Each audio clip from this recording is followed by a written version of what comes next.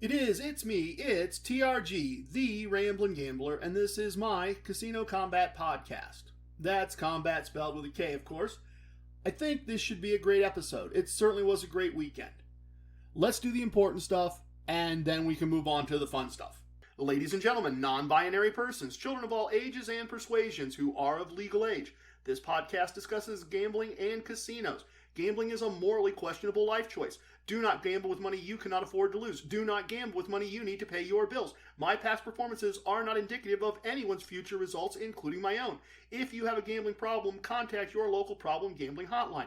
If you do not know the phone number for your local problem gambling hotline, send an email to help@casinomcombat.com. We will find that phone number. We will make sure you have that phone number.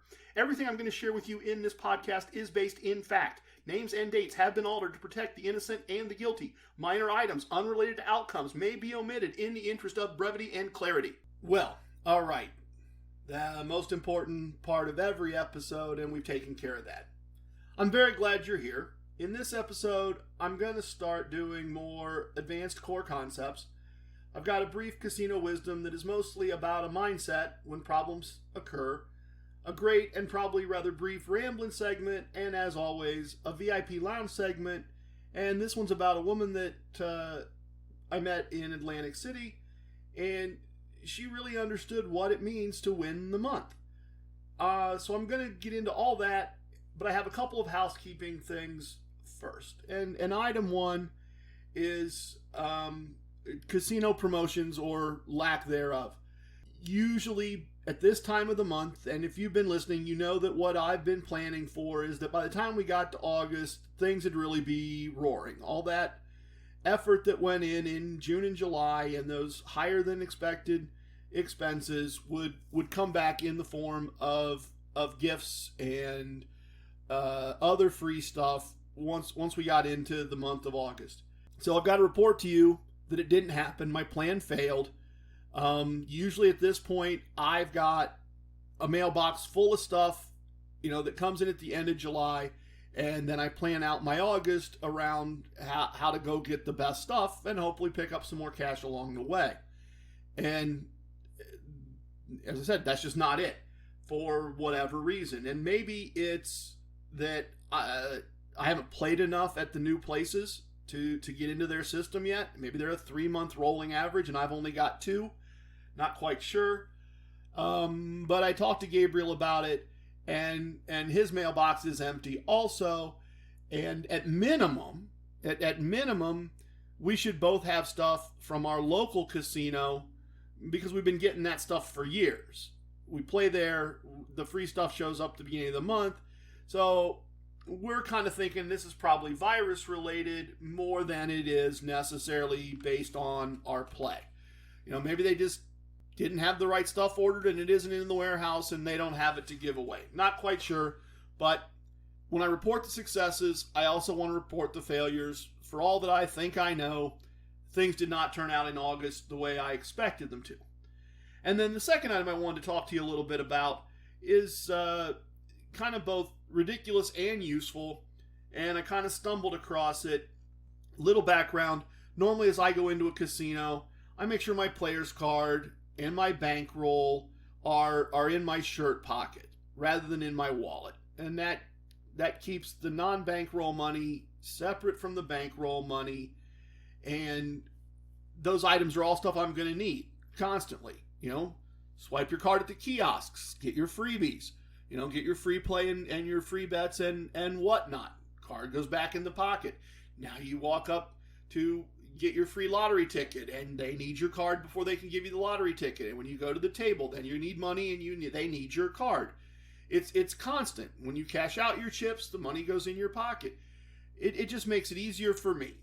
And so now we've got hand sanitizer, and that needs to be in that same pocket because that's the only pocket on the shirt, and I want it consistently available, and I want it to remind me that, after every shoe I probably want to sanitize, or after that stranger I don't know wants to fist bump, I want to sanitize. So that works.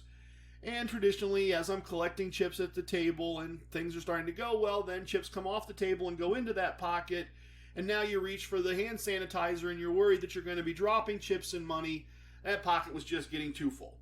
Then you add into that the fact that, a couple weeks ago had a bit of a confrontation, a little bit of a situation at a table, and I'm thinking I want to be a little bit more buttoned down, a little bit more organized, things a little bit more secure. And I've been thinking about that, and I was looking at some man purses or satchels or whatever they're called, and that'd be fine, and might be fine, but it really wasn't what I wanted, and I thought I was still going to be digging through, since I've never carried a purse. I thought I was still going to be digging through stuff, trying to find what I'm looking for. And as things sometimes go when you're online looking for something, then you look at something else and you go down that rabbit hole. And the next thing I know, I'm looking at an outdoors vest. Like you'd use for hunting or fishing or logging or ranching or whatever one does outside. I don't know, I'm usually in casinos, folks. I'm not usually outside hunting or ranching. But looking at it, it seemed absolutely perfect. And it wasn't expensive. And in some ways it was a little ridiculous, but lots of people walk around casinos looking ridiculous, and I don't care as long as I'm as good at casinos as I can be.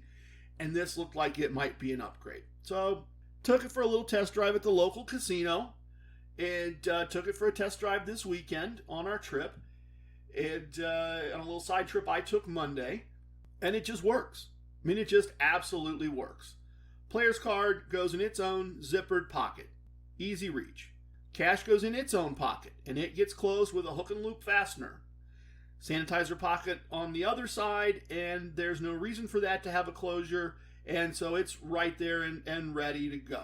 There's a big inside pocket, and I found a portable stack of wipes for sanitizing surfaces or, those types of things if the house isn't there to do it for me. And I've decided I'm going to print and laminate strategy cards for the various rule variations that I see. One state allows surrender, one state doesn't. I always love playing Spanish 21, but it requires its own card. I don't have anything close to memorized for that game because I don't see it often enough. But then I see it and I want to play, and I go, oh, but I didn't print a card before I came. So this is just going to put, one of the pockets in the vest is going to become the library. And the funny part is that the first day I try it out, I run into to Chester, who, I've known for years, and he kind of looks me up and down and he goes, that's just a huge improvement over the cargo pants that I usually wear. So smart player, and he immediately, bam, figured out what was going on. The other thing that I figured out that's super convenient is, so I finish up at the casino and I go out to the car and I take off the vest and I put it in the trunk and I go about my normal out of casino life. Or I'm in a hotel room and I come up, or in a hotel, and I come up from the casino and I just take off the vest and I throw it on a hanger. And at whatever point, car or hotel room, that I'm ready to go back into a casino, I just put it on, zip it up, and boom, I'm all casino prepped. It really has ended up being a great idea, if a little bit ridiculous. And I've only had, a few people give me a strange look, and I'd get that strange look if I had green hair and a zillion piercings, and you see that all the time, so it's working out great. All right, that went a little long, so let's do core concepts.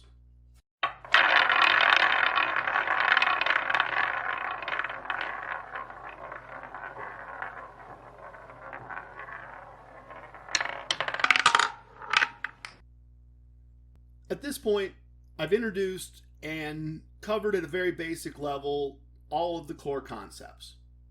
At some point in the future, maybe there's a reason to revisit those, but my plan going forward at this point is to start to dig into each of the core concepts and talk about more advanced aspects of those core concepts. Fill in the blanks, elevate what you know. If for any reason you've not already covered the basics, please go back and start at, episode 2 is where we really first started talking about these things. So today, I wanted to start digging into the idea of learning a game with a house minimum advantage.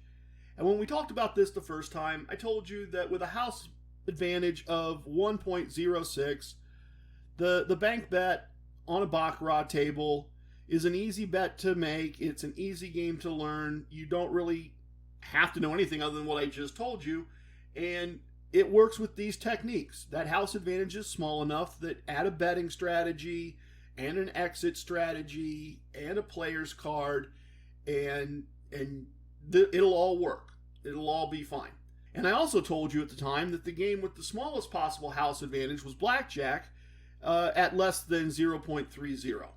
My suggestion at the time, and a suggestion obviously that I stand by, is that for the best results, you need to get to that smallest house advantage. And to do that, you need to understand and learn at least some basic strategy and understand the game of Blackjack.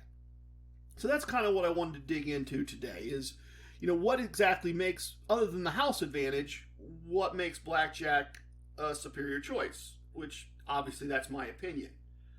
So the first way in which Blackjack offers an advantage is the way a payout happens when you get a Blackjack. And if you don't know, a Blackjack is when the first two cards the players receive include a 10 value card, 10 Jack, Queen, King, and an ace in any combination, in any order. And in North America, this pays either 6-5 or 3-2 odds. And this is printed on the felt of the table, and or it's displayed on the sign on the corner of the table. And if you, for any reason you don't see it, or the fine print's too small, or you can't find it, just ask the dealer, is this 3-2 or 6-5? And trust me when I say that at some point in the future, I will do a segment on the differences between these two payouts, because I've got some strong opinions about 6-5 Blackjack. But for now, just know that good players avoid tables with a 6-5 payout. In my case, if I walk into a new casino or a casino I haven't been to in a while, and for whatever reason they only have 6-5 tables, either I walk out or I play Bach instead, but I just don't play 6-5 tables. My local casino has them, and from the moment they put them in, it was just like they built a brick wall around that set of 6 tables. I'm just not going to do it. If those are the only seats available, then I got other things to go do. When you get a Blackjack at a 3-2 table, sorry, I got off track there. As an example, you bet $10 and you get a Blackjack, and what the dealer's going to do is they're going to pay you $15. You're going to get 3 $5 chips for the 2 $5 chips that were your original wager. And obviously you keep your original wager. So let's take a fictional situation, and it takes things to the extreme, but suppose you're just flat betting, right? You're flat betting $10, and you and the dealer do nothing but trade Blackjacks. You get a Blackjack, and the house pays you $15, and the dealer gets a Blackjack and takes your $10. That's one of the advantages of Blackjack. And as that situation repeats itself over and over again, just like Groundhog Day, it would just be easy money for you. We'd be fine with that. Bacarrat has no equivalent payout that happens randomly. All the payouts in Bach are even bets. So you're never accidentally getting that, oh, hey, here's extra money for winning on top of the money you got for winning. And until it happens to you, trust me that, boy, you make that 4.5 unit martingale on steroids bet that we've talked about, and then you get a Blackjack, and then you get paid out 6.75 units, and that just never gets old. Never, ever gets old. Now, the other tool that Blackjack gives us that Baccarat does not is what are called doubles and splits. And just to run through it, in Blackjack, you can double on your first 2 cards. And what happens is you add a second bet equal to or less than your first bet, and just always make it equal, folks. And you put that beside the original bet, and you make a hand gesture, and you're only going to get 1 more card no matter what. For the most part, as I said, you're allowed to double any 2 cards. Although there are some 1 and 2 deck games out there that they only let you double on a total of 10 or 11. Now, what a double does is it allows the player to get more money in the game in situations where the player has an advantage. For instance, you're never going to see on your strategy card that if you have a 4 and a 2, you should double. That's not a strong starting position to make this play happen. But suppose you've got a total of 10.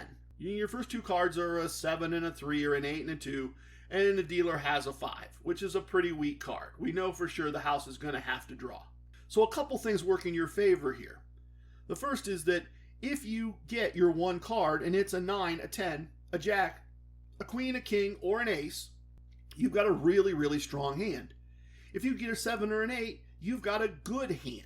So 8 of the possible 13 cards that you're going to receive as your only card creates a very playable hand. Now, in addition to that, suppose you get a 2, a 3, a 4, a 5, a 6, and you look at the basic strategy chart. Even if you hadn't doubled, the strategy chart is going to say that you don't take another card. So you're only taking one card regardless. Might as well get some more money in the game. Might as well take advantage of that weak 5. The other part of this is that with a 5 and having to draw, there's a good possibility that the dealer's going to bust their hand and pay you regardless. Keep in mind that way back in the 60s, Mr. Thorpe did all this math for us. Well, more precisely, he wrote the code that let the computers do all this math for us. But you just look at the strategy chart, and the strategy chart tells you the hands that it makes sense to double. The other thing that we can do as players is called splitting. And the house allows you to turn one hand into 2 hands if you start with 2 of the same card. 2 7s, 2 8s, 2 10s, but folks never split 10s. The strategy chart will tell you that. Resist the temptation. It'll get you dirty looks from the crowd, and be sure you can win the fight in the parking lot. That's a joke. Don't fight people in the parking lot. Anyway, let's suppose that you get 2 8s. So you put out a bet equal to your original bet, and you make a hand gesture. You don't touch the cards ever. The dealer, when they get to you and it's time to play your hand, they will take those 2 cards and they will make 2 hands, and they will place each of your bets behind the respective hands. And now you're playing just like Blackjack, but you're playing the first hand, and when you finish, you're going to play the second hand. So once again, you get 2 8s and you split them. And now the dealer puts a card on the first 8 and he gives you a 10. And you look at the strategy chart if you haven't memorized it, and it tells you that a hard 18 against a dealer's 5 is a stand. So you move on to the second hand. Now suppose in this case you get a 2. You have a total of 10. The dealer has a 5. Once again, a strategy chart tells you that the correct play is a double. Quite honestly, this is why you split the cards. You're just trying to get hands that let you have more action in the game when the house is in a weaker position relative to yours. But regardless of the cards you receive, on that double, the game's going to move on, and you have your original bet, and you have 2 additional bets. So you have the original, the split, and the double of the split, a total of 3 $10 bets. And yes, if you lose all of those, you're probably going to quickly wrap up your day.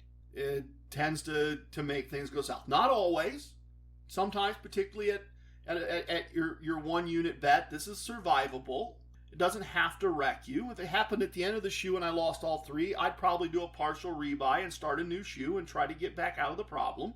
But the other part is that you can win 3, and all of a sudden, boom, what was a small win becomes a large win. What was a struggle and a little bit of a negative bankroll on the table in front of you becomes a positive and sometimes a launching pad.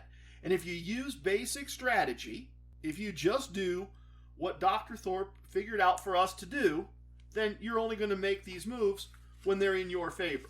So the combination of blackjacks, doubles, and splits without a corresponding option in Bacarrat creates opportunities for us to either fix problems or magnify wins. And that combination of extra tools combined with a lower house advantage makes blackjack my game of choice. If as of yet you've been listening and you haven't started to learn some basic strategy, learn the game a little bit in an app, and practice a little bit, obviously I strongly encourage you to do so. Our next segment is a moment of casino wisdom.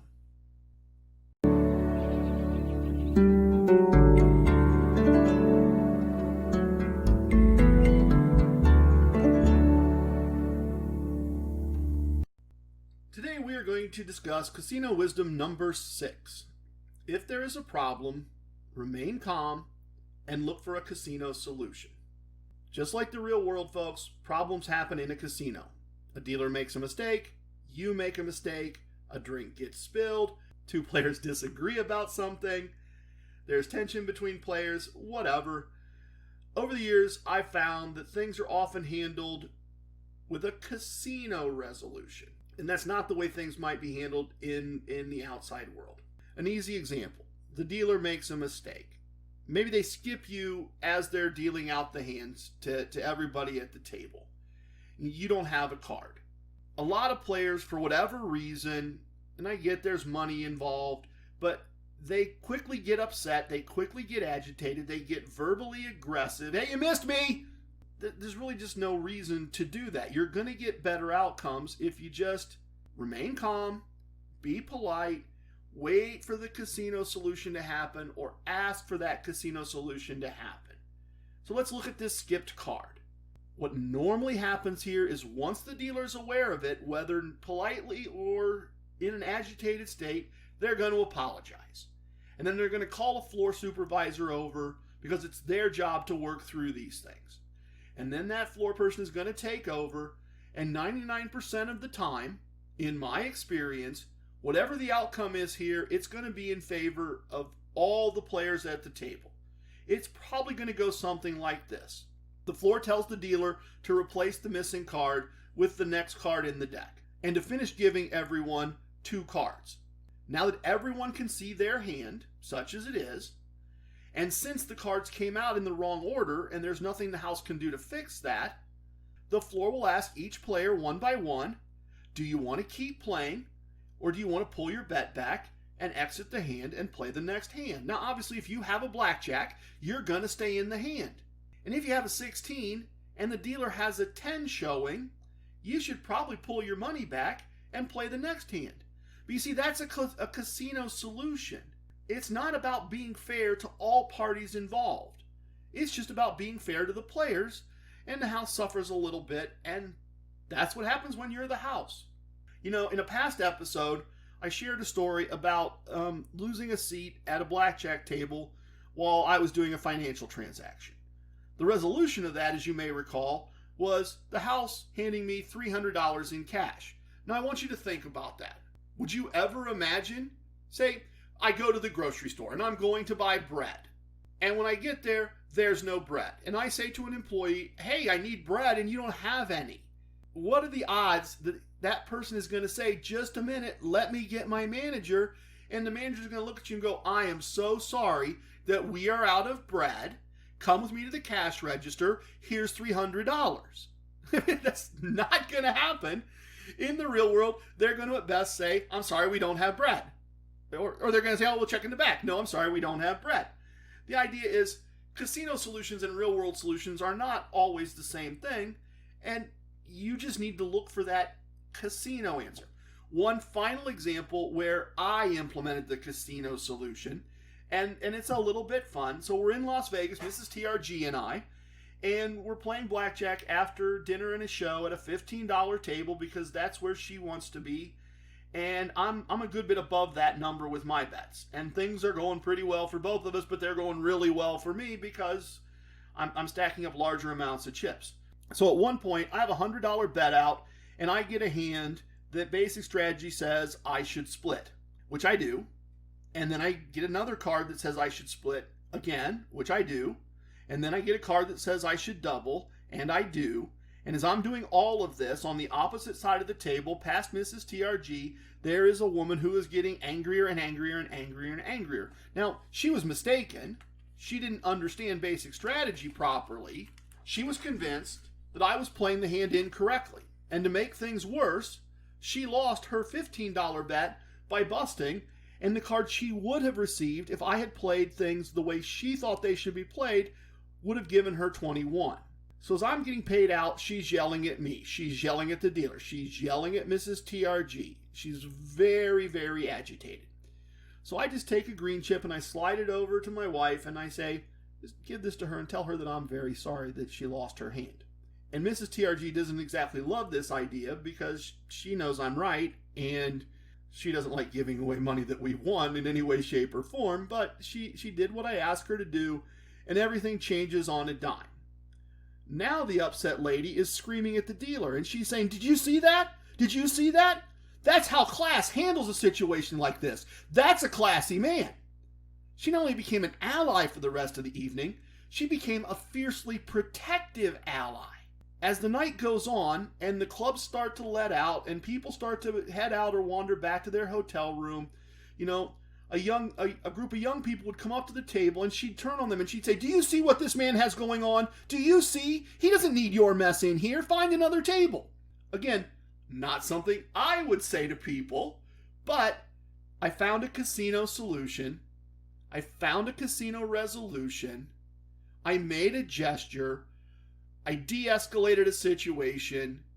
And what could have been an angry evening with angry people became a group of allies having a great time till the wee hours of the morning. Heck, by the time we got to about 3 a.m., the angry lady, now the happy ally, and Mrs. TRG had actually created their own little dance routine, and if they'd both win a hand at the same time, we would all pause the game, and they would go do their little dance routine and come back. That's a casino resolution, folks.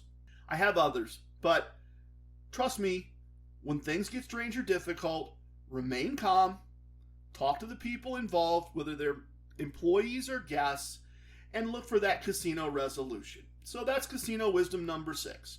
The next segment is the travel segment, and this is the anniversary edition.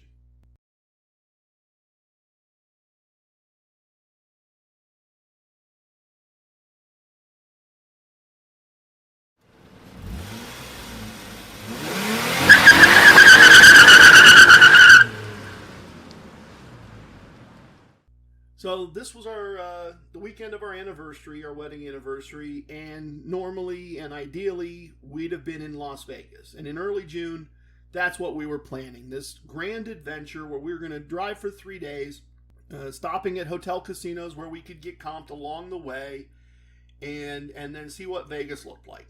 But that's not really very safe right now in North America, and there's a complex set of rules about if you've been in this state, then when you enter the next state, then you have to quarantine for 14 days. And with all that kind of shifting situations, we decided that wasn't going to work. And we would have substituted Atlantic City, and we hoped to, but they're all still closed. So good old casino number 1 comes off the bench and fills in as our anniversary destination. So early in the week, I send a text over to Bubba and I say, you have any rooms available for Saturday? And is the steakhouse still open? And if they are, can I get a reservation? And I've told you, if you don't ask, you don't get. And I didn't ask for comps here. And I believe that you should ask for things like that. But I also felt like Bubba had been pretty generous over the past few months. And the only favor I really needed was just reservations. And I'd have been more than happy to pay full rate and pay for dinner. Really not a big deal if you're celebrating your anniversary. But Bubba being Bubba, I quickly get a reply that my reservation's all set for the hotel, and of course it's all comped, and the steakhouse is open, and he'll be happy to make a reservation. What time? So I tell him, and just a little bit later, he tells me that the reservation's all set, and I should stop at VIP services before dinner, and he will have my dinner comp waiting there for me. I didn't even tell him it was our anniversary, folks. So, Bubba, I know I thanked you before, but thank you again. We really appreciated it. If you've been listening, you know July was a bit of a slog. But sometimes things just drop your way, and everything is easy. We played a few hours when we got there before dinner, and both of us had very nice wins. And then dinner was great by any standard, and certainly amazing by pandemic standards. And we played several more hours after dinner, winning all the way. And we finished with a profit after expenses of more than 2 weeks' pay. I don't think either of us was ever negative after the first hand. And so on Sunday, we did some stuff around the house, and Monday I go to work, and as I'm wrapping up work stuff with clients early afternoon, I'm kind of going through some things in some apps and some websites, and I figure I'll talk to Mrs. TRG and then just keep living that casino lifestyle. So I head off to Casino 2 solo, and I did that because I had a ridiculous amount of free slot play for some reason. Maybe because all the gifts they didn't give me, I don't know. And I had a decent table match play, and they were comping the room. So TRG slot strategy number 1 kicked out a really good profit, equal to almost a day's pay. And after expenses, I was pretty much even at the blackjack tables for the time. And again, I continued to advance in their reward system and build the relationship, and dealers and pit supervisors are starting to recognize me. And it ended up being a nice, easy, extended weekend with a little work stuck in there on Monday. So as always, our final segment is a trip to the VIP lounge.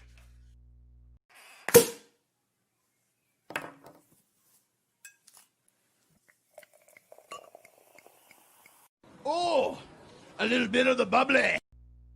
Come on in. I hope you know your way around, but if you don't, make yourself at home. If you want to skip the adult beverages, try the local craft sodas or the artisanal pop. Today I want to tell you about a lady I met in Atlantic City.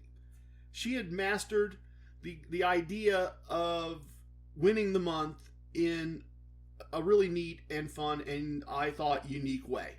So we meet her in a VIP lounge, as we often do. And we ended up in kind of a longer conversation. And as we're comparing notes, she shares that she lives about 45 minutes south of Atlantic City. And she comes to Atlantic City nearly every weekend for 2 nights, Friday, Saturday. Sometimes for a night in the middle of the week. She spends all her summer holidays there. And she says she usually loses between $400 and $600 a month. And she treats it like her country club. Atlantic City and the properties in this particular reward system are just her playground every weekend. She has 3 hotels that she can stay at for free anytime she wants, usually in a suite. Nearly all her meals are comped. All her drinks are comped. She has beautiful VIP lounges to sit in and look out at the ocean. She has access to a private section of the beach with chairs and umbrellas provided at all times. So that's what she does in the summer when she brings her grandkids. And when she brings her sisters in the winter, they have multiple indoor pools and free spa visits and free spa treatments. And she receives bottles of wine and gift cards and free play and invitations to private parties and show tickets and etc., etc., etc., etc., etc. Atlantic City was truly her country club. And in her mind, her, in air quotes, membership fee of $400 to $600 a month is less than she would pay for the country club where she lives, and she gets so much more value out of the casino lifestyle that she lives. I just thought it was brilliant. It's not exactly the way I do things, but it's a great example of winning the month and living a casino lifestyle. And as I inch closer to retirement and look out in the future several years, I think about finding something an hour south of Atlantic City and starting my own country club membership. I have spoken. Everything you heard here is true from a certain point of view. It's time for leaving. I hope you understand. I was born a Ramblin' Man. If you have questions, send them to questions@casinomcombat.com. If you have techniques to share, send them to what I do at casinomcombat.com. Don't forget, we spell Casino Combat with a K. Love it, hate it, it doesn't matter. Please share with your family and friends. Goodbye, everyone.